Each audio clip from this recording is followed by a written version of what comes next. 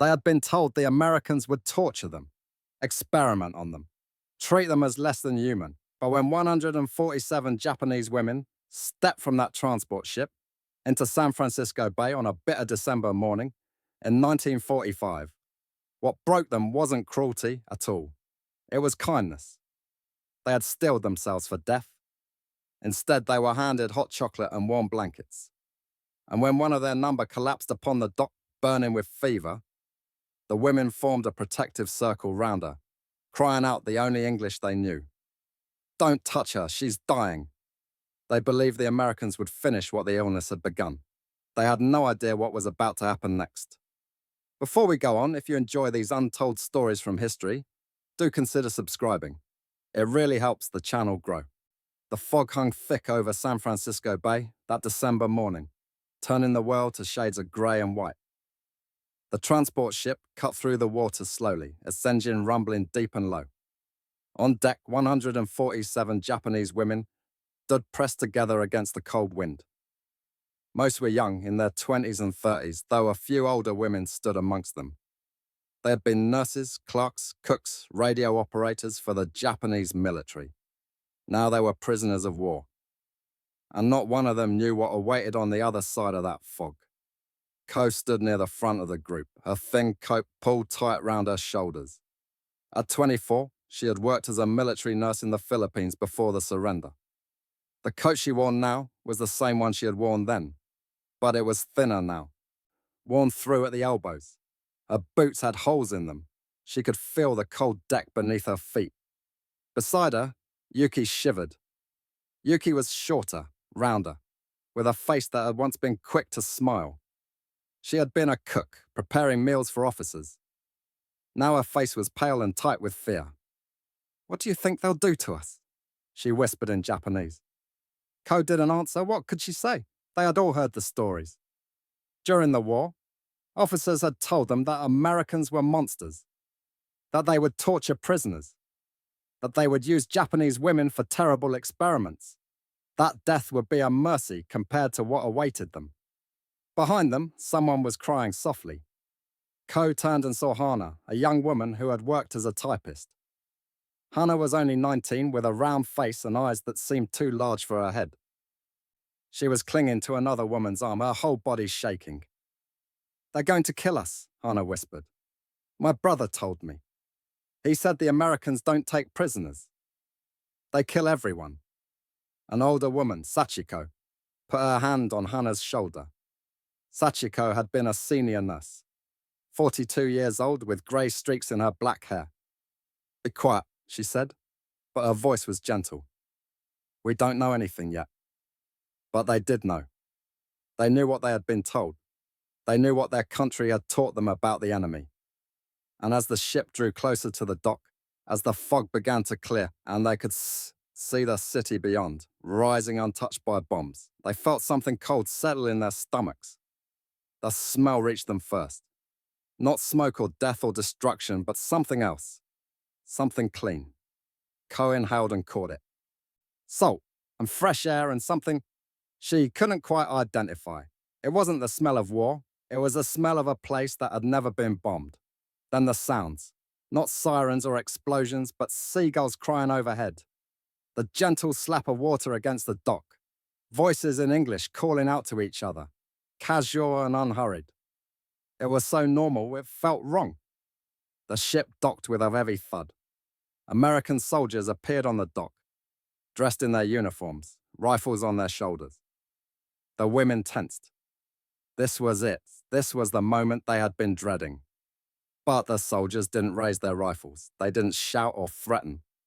They simply waited, standing in neat lines, their faces blank and professional. One of them, a young man with red hair and freckles, was smoking a cigarette. He looked bored. A voice called out in English, then in broken Japanese. "Please line up. Follow the red line. Stay together." The women looked at each other. Ko felt Yuki's hand grip her arm. "What do we do?" Yuki whispered. "We follow," Sachiko said quietly. "What choice do we have?" They began to move, shuffling forwards in a tight group. Some of the women clutched small bags. all they had been allowed to keep. Others carried nothing. They walked down the gangway, their footsteps echoing on the metal grating. The cold December wind bit at their faces. And then, as they stepped onto American soil for the first time, Fumiko collapsed. It happened so quickly that at first no one understood what had occurred. One moment Fumiko was walking, the next she was on the ground. She made a small sound, almost like a suck, and then her legs gave out beneath her. Ko was the first to reach her. Fumiko lay on her side, her eyes half closed, her breathing shallow and rapid. When Ko touched her forehead, she jerked her hand back. Fumiko was burning with fever. Fumiko, Ko said, dropping to her knees. Can you hear me? Fumiko's eyes fluttered open. She was 26, had been a radio operator, and for the past week on the ship, she had been coughing. But she had hidden it, pressing her sleeve to her mouth, trying not to draw attention. Now there was no hiding anything. Her face was flushed dark red. Her lips were cracked and dry. I'm sorry, Fumiko whispered in Japanese. I'm so sorry. The other women gathered round her immediately, forming a tight circle. This was instinct, something deeper than thought. They had to protect her. They had to shield her from whatever was coming. The American soldiers noticed the commotion. Two of them started walking over, and the women's panic intensified. Ko stood up, spreading her arms. Stay back, she shouted in Japanese. The soldiers didn't understand. They kept coming, their faces showing concern now rather than anger. But the women didn't see concern. They saw enemy uniforms. They saw men approaching their friend, who was weak and helpless. Don't touch her, Yuki screamed, the words coming out in broken English she had learnt somewhere. She's dying. Don't touch. More women took up the cry, mixing Japanese and English. Don't touch her. Leave her alone. They pressed closer together, making their bodies into a wall. Some of them were crying. Others looked defiant, ready to fight even though they had no weapons. The soldiers stopped. They looked at each other, confused. One of them, a tall man with a kind face, held up his hands to show they were empty. We want to help, he said slowly. Hospital, doctor, help. But the women didn't believe him. How could they? They had been told Americans would kill wounded prisoners. They had been told there was no mercy here. Fumiko coughed, a wet, rattling sound, and blood flecked her lips. Please, Sachiko said in Japanese, tears streaming down her face. Please just let her die in peace. Don't hurt her anymore. The standoff lasted for what felt like hours, but was probably only minutes. Then a new voice called out, speaking in clear, perfect Japanese. Let us help your friend. She has pneumonia. She needs medicine. We have medicine. The women turned. A Japanese-American man was walking towards them. He wore a United States Army uniform, but his face was Japanese. Behind him were two medics carrying a stretcher and a large bag with a red cross on it. My name is Lieutenant Tanaka, he said gently in Japanese. I'm a translator. These men are medics. They want to take your friend to hospital. They want to save her life. Ko stared at him. A Japanese face in an American uniform. It was confusing, disorienting. You're Japanese, she said. Japanese-American, Tanaka said. Born in California. I know you've been told terrible things about us. I know you're afraid. But I promise you, we don't hurt prisoners. We treat them according to the Geneva Convention. Your friend needs help now or she will die. Fumiko coughed again, weaker this time. Her eyes were closing. Ko looked down at her friend's face and made a decision that terrified her. Let them through, she said to the other women. No, someone shouted. They'll kill her. She's already dying, Ko said, her voice breaking. If there's even a chance. Slowly, reluctantly, the circle of women opened. The American medics moved forwards carefully, as if approaching frightened animals. They knelt beside Fumiko. One of them opened his medical bag. Ko watched, her heart pounding so hard she thought it might burst. The medic took out a stethoscope and listened to Fumiko's chest. He spoke to his partner in English, words Ko didn't understand. Then he took out a small bottle and a syringe. The women gasped, pressing forwards again. Penicillin, Lieutenant Tanaka said quickly in Japanese. It's medicine, very strong medicine. It fights infection. It will help her breathe. The medic injected the medicine into Fumiko's arm. Then he took out a canteen and carefully dribbled water onto her lips. He was gentle, his movements practiced and sure. He wrapped a blanket round her, a thick wool blanket that looked warm and clean. We need to take her to hospital now, Tanaka said. The sooner we get her there, the better her chances. The medics lifted Fumiko onto the stretcher with surprising gentleness. They secured the blanket round her and began to carry her away. Ko started to follow, but a hand caught her arm. It was Sachiko. Where are they taking her? Sachiko asked Tanaka. Can we go with her? She's going to the base hospital, Tanaka said. You'll all be going to the processing center first, but I promise you'll see her again. And I promise you, she's in good hands. Ko watched the stretcher disappear into an ambulance. The doors closed with a soft click, and the vehicle drove away, its engine growing fainter and fainter. She felt tears on her face and realized she was crying. Come, one of the soldiers said in broken Japanese, gesturing towards a bus. This way, it's warm, you'll be safe. The women moved like sleepwalkers, still in shock from what had just happened. They climbed onto the bus, their movements slow and mechanical. The bus was heated. Warm air blasted from vents. After the cold of the ship and the dock, it felt almost painful. As they sat down, a young American soldier handed each of them a paper cup. Ko took hers automatically, not looking at it. Then the smell reached her. Chocolate. Rich, sweet, warm chocolate.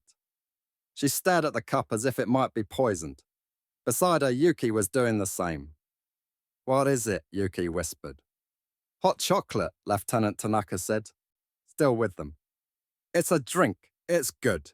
It will warm you up. No one drank at first. They all just held their cups, staring at the brown liquid inside. The steam rose in curling wisps.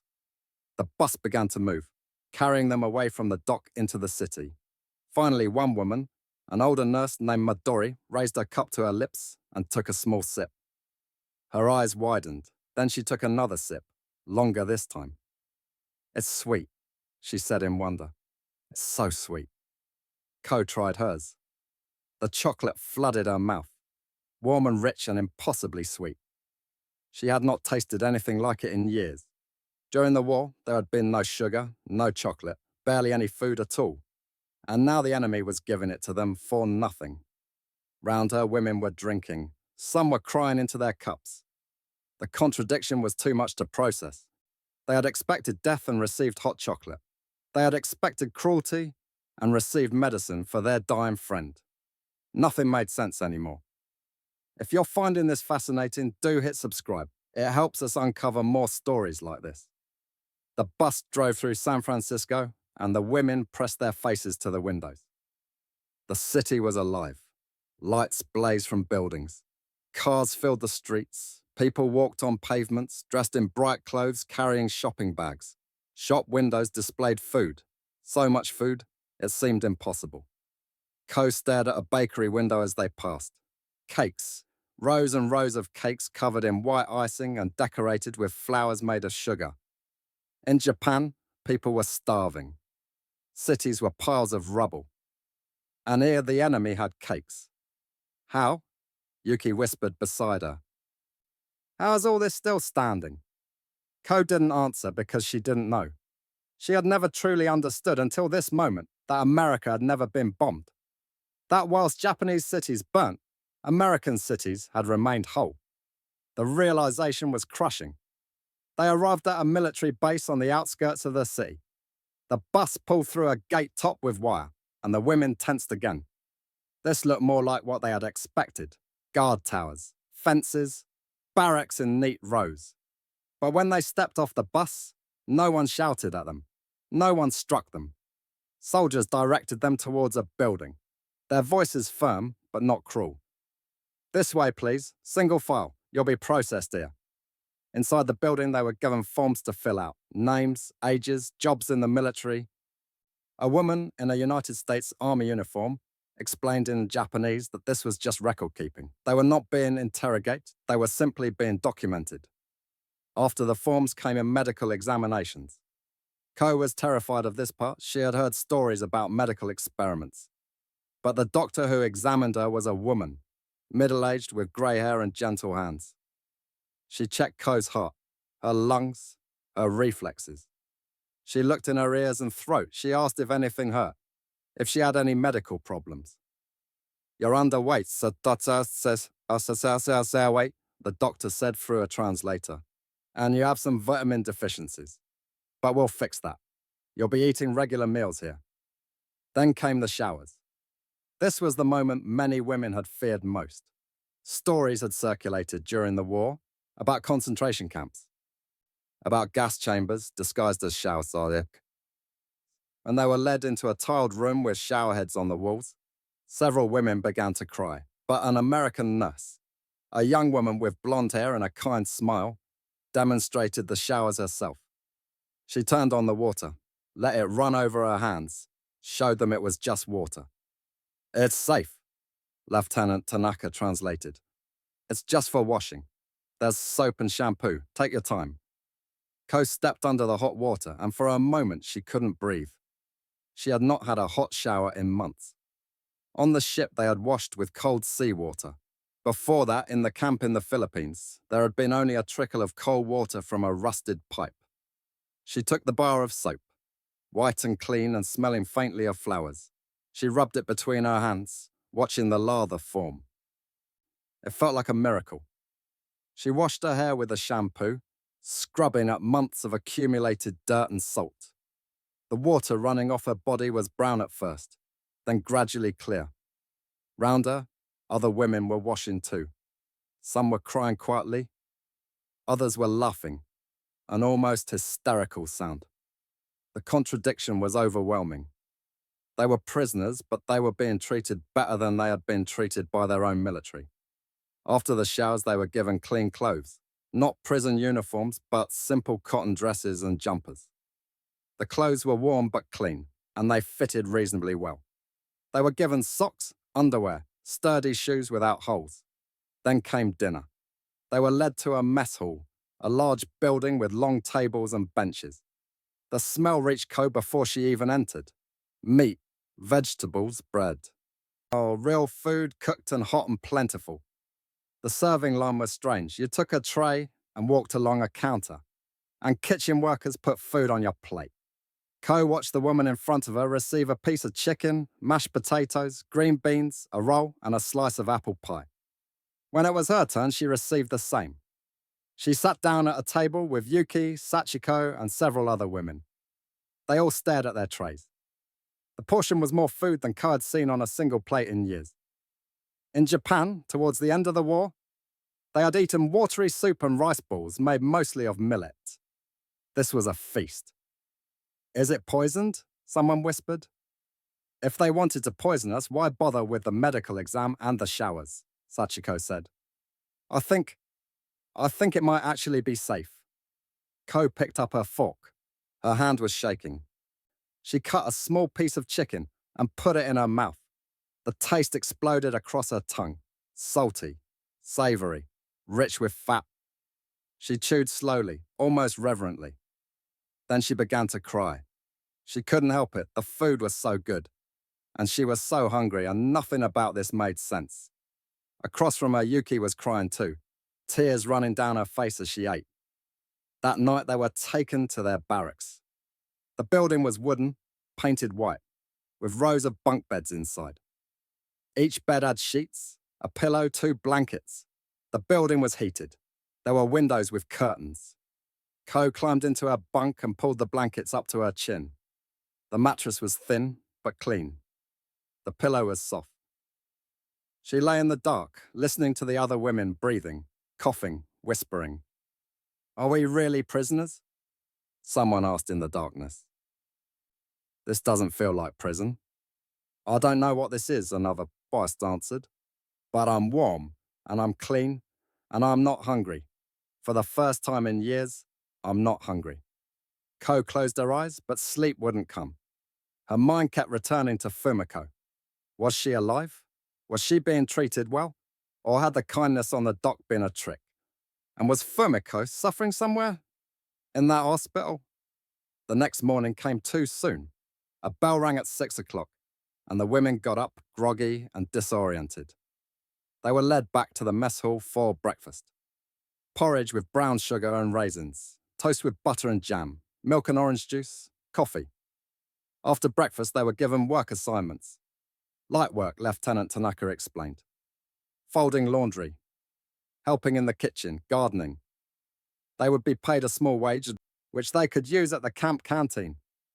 Paid? Yuki said, shocked. They're going to pay us? Geneva Convention, Tanaka said. Prisoners of war who work must be paid. It's the law. Ko was assigned to the laundry. She spent the day folding sheets and towels, working alongside 2 other Japanese women. The work was easy, repetitive. The room was warm and smelt of clean cotton. At lunch, they had sandwiches, ham and cheese on white bread with lettuce and tomato, an apple, a biscuit. Ko ate every bite, still amazed by the abundance. That evening, news came about Fumiko. Lieutenant Tanaka gathered the women in the common room of their barracks. Your friend is doing better, he said. The pneumonia was very serious, but the antibiotics are working. The doctors think she'll recover fully. She asked about all of you. She wanted you to know she's all right. The relief in the room was palpable. Several women burst into tears. Ko felt something loosen in her chest, a tension she hadn't even realized she was carrying. Can we see her? Sachiko asked. In a few days, when she's stronger, Tanaka said. I promise. The days began to blur together, forming a routine that felt both strange and comforting. Wake at 6, breakfast, work, lunch, more work, dinner, evening time in the barracks, sleep.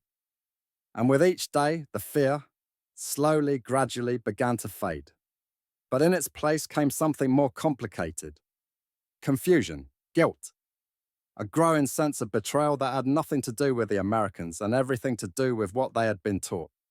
1 week after their arrival, Ko was allowed to visit Fumiko in hospital. She went with Yuki and Sachiko, nervous about what they might find. But when they entered Fumiko's room, they found her sitting up in bed, reading a magazine. Fumiko looked different.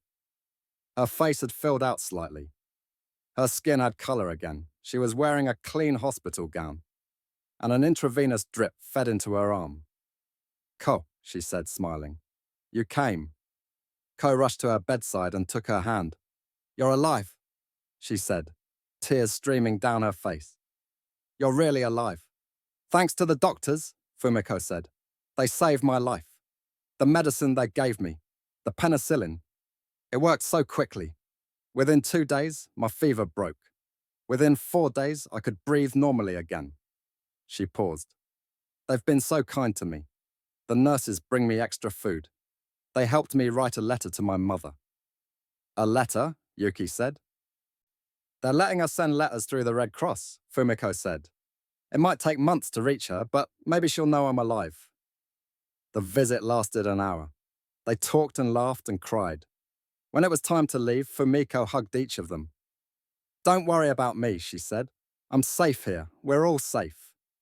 Walking back to the barracks, Ko felt something shift inside her. Fumiko was alive because the Americans had saved her. Not killed her, not experimented on her, saved her. Given her medicine and care and kindness. That night, lying in her bunk, Ko thought about everything she had been told during the war. The propaganda posters showing Americans as demons. The speeches about how surrender meant death. The constant message that the enemy was cruel, savage, inhuman. But the Americans she had met were not demons. They were people. The red-haired soldier who had looked bored on the dock. The kind doctor who had examined her gently. The young nurse who had shown them the showers were safe. The medics who had saved Fumiko's life. In the darkness, someone spoke. It was Sachiko. Does anyone else feel like we've been lied to? Silence. Then slowly murmurs of agreement. They told us the Americans would torture us, another voice said. They're feeding us 3 meals a day. They told us surrender meant death, someone else added. But they saved Fumiko's life. Maybe, Ko said slowly, maybe our government lied to us about a lot of things. The words hung in the dark. No one contradicted her. No one defended the propaganda. They were all thinking the same thing, had been thinking it for days now. But acknowledging it felt like betrayal. They had been loyal to their country, had served their military, had believed what they were told, and now they had to confront the possibility that their loyalty had been misplaced. A quick note. If you're enjoying this, subscribing really does make a difference. Now back to the story. The weeks passed.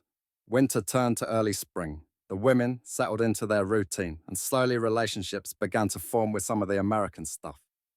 A young guard named Tommy started teaching them English phrases during his breaks. A kitchen worker named Rosa shared recipes and cooking tips with the women assigned to help with meals. Ko found herself working alongside an American woman named Betty in the laundry. Betty was in her 50s, with grey hair and laugh lines round her eyes. She had a son who had fought in the Pacific. At first they worked in silence, communication limited by the language barrier. But gradually they began to talk, using gestures and simple words and the few phrases Ko was learning. One day Betty showed Ko a photograph of her son, a young man in uniform, smiling at the camera. "My boy Tao," she said. "He's in Japan now. Occupation forces." Ko looked at the photograph and felt a strange pang. This woman's son was in her country, occupying her homeland. But Betty's face showed only a mother's pride and worry. "I worry," Betty said, pointing to the photograph and then to her heart. "Every day." "I understand," Ko said in broken English. "My brother, soldier too, died." Betty's face softened with sympathy. She reached out and touched Ko's arm. "I'm sorry," she said. "So sorry." They stood there for a moment. Two women on opposite sides of a WAP, connected by loss and shared humanity. It was a small moment, but it meant everything. That evening, the women in the barracks talked about letters they had received from home. The letters came through the Red Cross, heavily censored, but still precious. They painted a grim picture of life in Japan. Food shortages, cities destroyed, families struggling to survive. Yuki read aloud from a letter from her mother. "We eat sweet potato leaves and vegetable scraps. Your father is ill, but there are no doctors, no medicine. I'm so glad you're alive, but I worry about what they are doing to you." Yuki's hand shook as she lowered the letter. "My family is starving," she said, "and I ate roast chicken for dinner. I had seconds. I had dessert." The guilt was overwhelming. They were prisoners, but they were eating better than they had in years. They were safe and warm whilst their families suffered. The contradiction gnawed at them constantly. "It's not fair," someone said. "None of this is fair." "Maybe," Sachiko said slowly, "maybe the point is that war itself isn't fair. Maybe both sides suffer. Maybe there are no winners, just different kinds of losers." Ko thought about this. She thought about her brother, dead at 22. She thought about Betty's son, occupying Japan, probably as frightened as her brother had been. She thought about all the soldiers, Japanese and American, who had died believing they were fighting for something righteous. "I don't know who the enemy is anymore," she said quietly. "I thought I knew, but now I don't know anything." 3 months after their arrival, something happened that would change everything. The camp administrators announced that there would be a special screening in the recreation hall, a film about the war. It was not mandatory, but they were encouraged to attend. Most of the women went, more out of curiosity than anything else. The recreation hall was set up with rows of chairs facing a white screen. An American soldier operated a film projector at the back. The lights dimmed and the film began. It was footage from the liberation of concentration camps in Europe.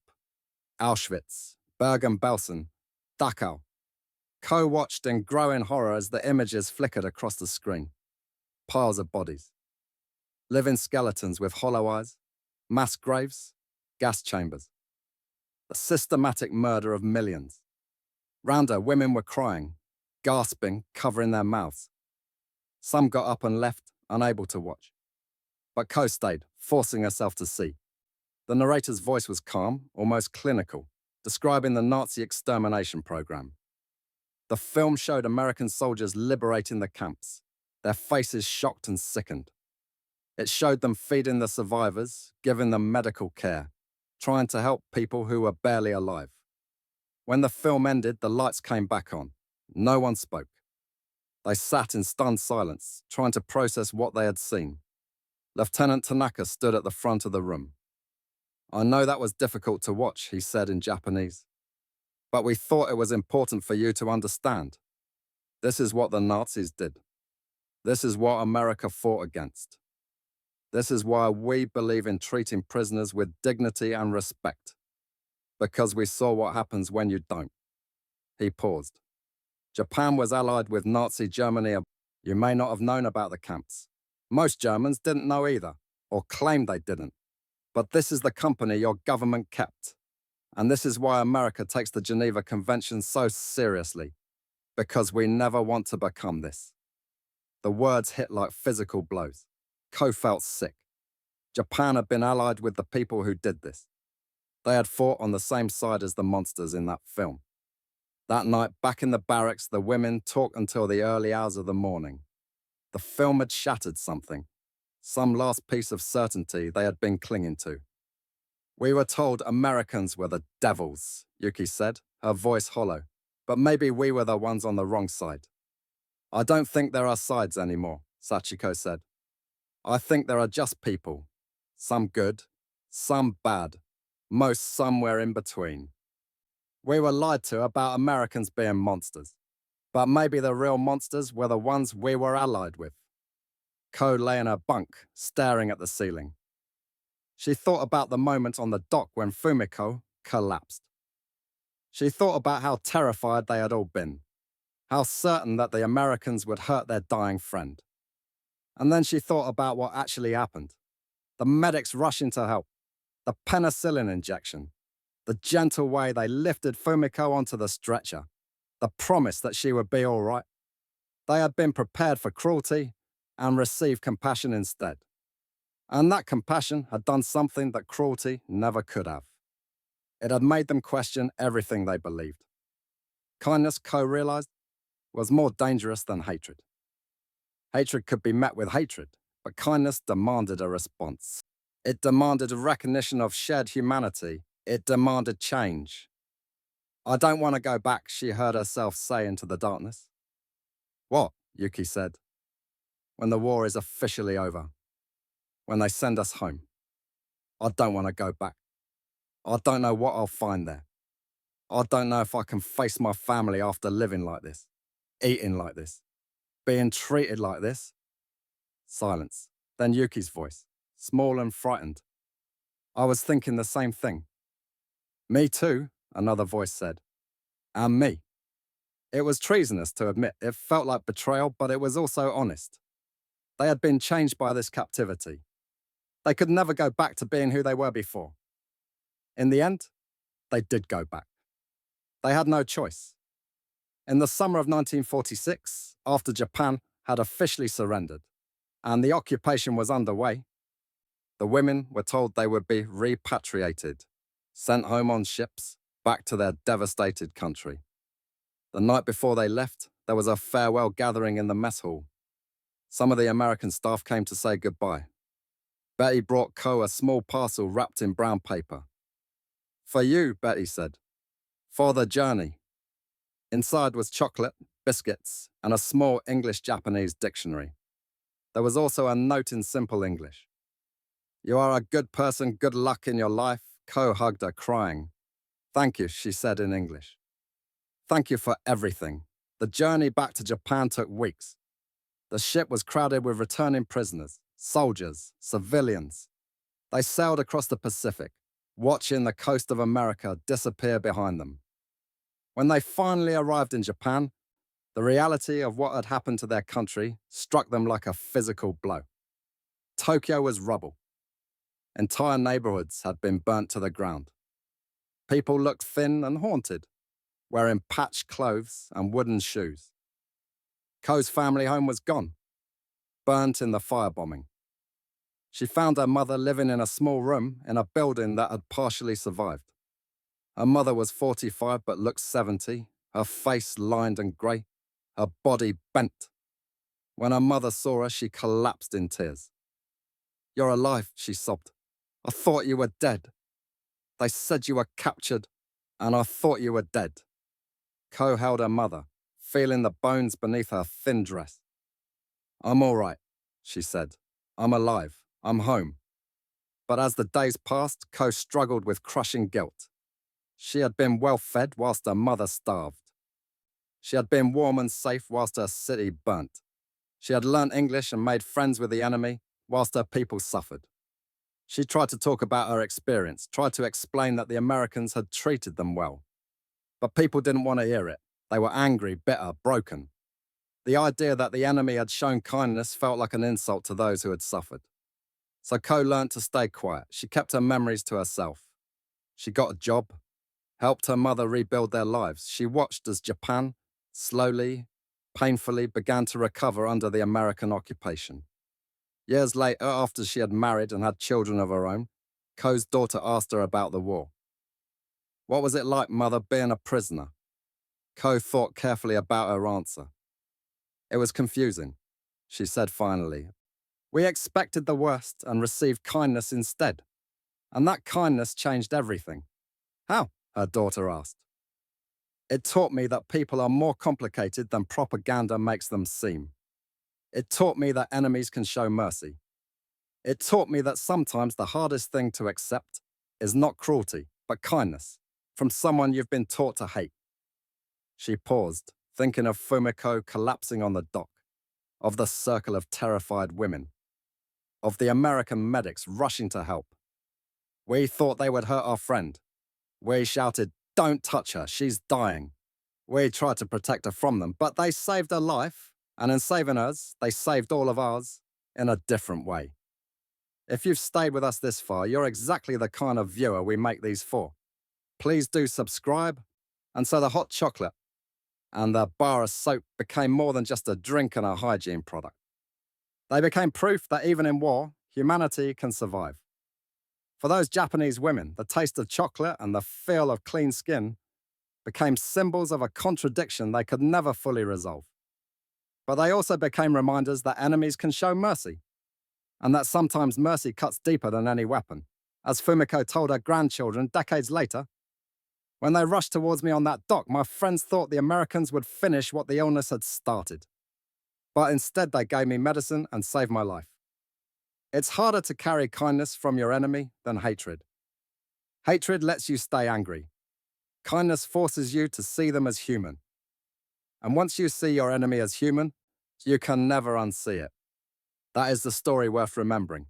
These moments of unexpected humanity during the darkest times in history remind us that even in war, there's always a choice between cruelty and compassion. The American servicemen who treated these Japanese women with dignity made that choice, and it changed lives forever.